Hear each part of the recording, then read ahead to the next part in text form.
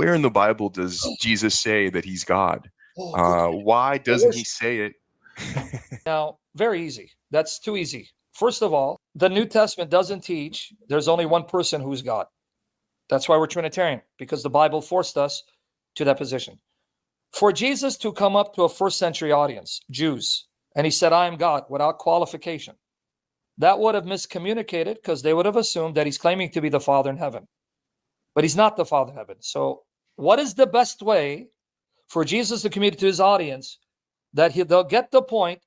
I'm not the Father, but I'm God in the flesh. To say I am God without qualification, that would miscommunicate. It's just like today when Muslims tell me, well, if he is God, was he praying to himself? See, that means they don't get how I'm using the term God.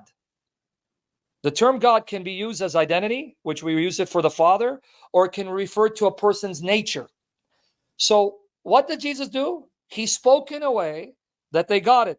I'm not the Father, but I'm God in the flesh. And that's why if you read the Gospels, they even condemn him saying, you, a man, make yourself out to be God. Why? Because they knew, wait, you didn't claim to be the Father, but you just said you're the Son of God in such a way that makes you equal to the Father. Therefore, you're claiming to be God, but we can't accept it because you're a man.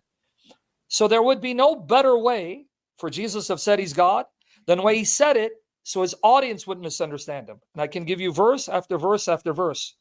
And I'll give you some examples. But now, if Didat was standing in front of me, I'm going to say, so Jesus has to say, I am God in those words for you to accept it. Well, I will now take Shahada. And Omar can chime in. You show me in your Quran. Now notice, I'm going to use your argument. I will take Shahada if you show me in the Quran where the Quran has Isa saying, I am the Messiah. He doesn't say that. He doesn't say that I am the Messiah. Why does Jesus have to say I am God if God the Father says he's God and the creator, and that should be sufficient for me? God the Father says that Jesus is God? Hebrews 1, 8-12, yes. But Hebrews 1, 8-12, here you go.